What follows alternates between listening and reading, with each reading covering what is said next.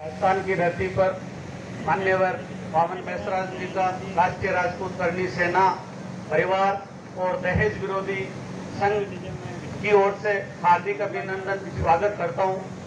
मैं आप सब बड़े बुजुर्गों को भी प्रणाम करता हूं। इसलिए नहीं कि मैं कोई राजनेता हूं या कोई ठग हो रहा हूं इसलिए प्रणाम करता हूं। मैं इसलिए प्रणाम करता हूं कि आपको मैं हमेशा से सम्मानित समाज कहता हूं।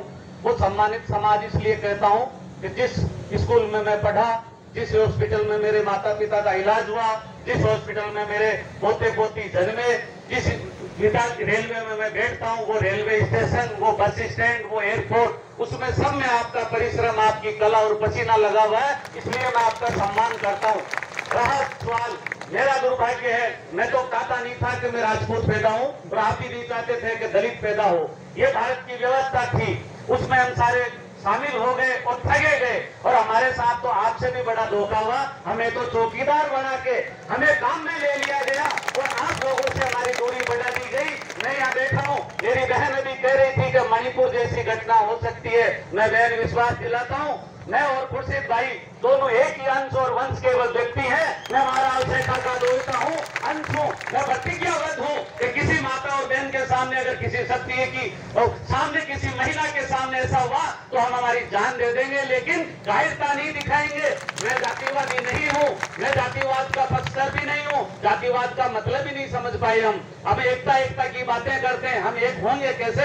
एक इसलिए नहीं हो सकते कि हमारी माता ये भी चिरेगी मुझ पे, क्योंकि मैं इनका सम्मान करता हूँ। ये घर में दोरानी जेठानी एक नहीं हो पा रही है, ये ननद भौजाई एक नहीं हो पा रही है, ये सासू बहू एक नहीं हो पा रही है, तो हम कहां से एक होंगे? हम एकता के नारे देते रह जाएंगे, लेकिन हमारी एकता होता रह जाएगी। मैं आप लोगों का धन्यवाद देता हूँ, वामन मेश्राम जी का धन्यवाद और शुक्रगुजार हूँ और सम्मान करता हूँ और विलास जी कारक का सम्मान करता हूँ। जब मैं किस पूर्वज के नाम से दलील होता था, जिसे चेतन के नाम से संबोधन किया जाता था और गद्दार का पर्यायवाची शब्द बना दिया गया था, मेरे भाई दलितों ने, मेरे भाई आदिवासियों ने 1 करोड़ का इनाम रख के भारत की इस पाखंडवादी व्यवस्था को, इन लालची लोगों को, इन व्यापारी वर्ग को, इन स्वार्थी वर्गों को चैलेंज किया कि मैं 1 करोड़ रुपए दूंगा, कोई महाराज चेतन को गद्दार घोषित कर दे। इसलिए मैं सर्व ऊंचा करके आप लोगों के बीच में आया हूँ। मुझे सैकड़ों राजपूतों ने गालियां दी है, क्योंकि वो बंडाबाद में झगड़े हुए हैं,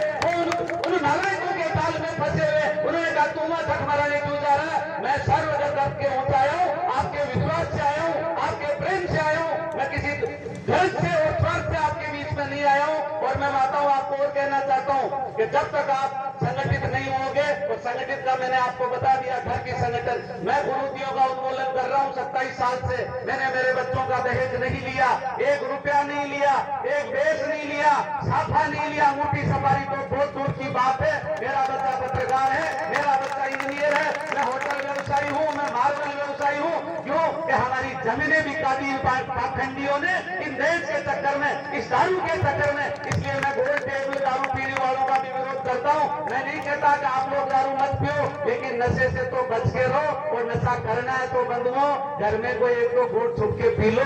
सार्वजनिक जीवन में तो इन बच्चों और माताओं से बच के और डर के रहो, क्योंकि ये मुस्लिम भाई मांसाहारी हैं, ये मीट खाते हैं। कभी इनको आपने गले में हड्डी लटका के देखा क्या? तो फिर हमारे समाज में ये दारू का चलन सरेआम क्यों है? छुप छुपा के या तो छोड़ दो। भीमराव जी की शिक्षाओं को आपने ग्रहण ही नहीं किया, मैंने किया भीमराव जी की शिक्षाओं को ग्रहण। मैंने बुद्ध को पढ़ा है, इसलिए मैं इस बात पे, इस मंच पे आपके सामने खड़ा हूँ कि अगर मेरे समाज के पूर्वजों से, वैसे तो भेड़िया मेमना वाली बात हो जाएगी, फिर भी मैं कहता हूँ अगर किसी क्षत्रिय से कोई भूल हुई और किसी दलित भाई की भावना को ठेस पहुंची, तो मैं सर झुका के आप लोगों से क्षमा प्रार्थना करने की हिम्मत भी रखता हूँ। जो क्षत्रिय वो है जो माफी मांगने की भी हिम्मत रखे, दहेजा बढ़ा रखे। क्षत्रिय वो नहीं होता जो किसी पे अकड़ करे, किसी पे जुल्म करे। हमारे साथ जुल्म हुआ है, हमें 75 साल से क्या 200-300 सालों से मारा गया, हमें तड़पा के मारा गया, हमारा शोषण किया गया, सिर्फ इसलिए कि तुम सिंह हो। हम काय के सिंह थे? दुर्गादास जी दास लगाते थे, हम लोग दास थे, तुम्हारे सेवक थे।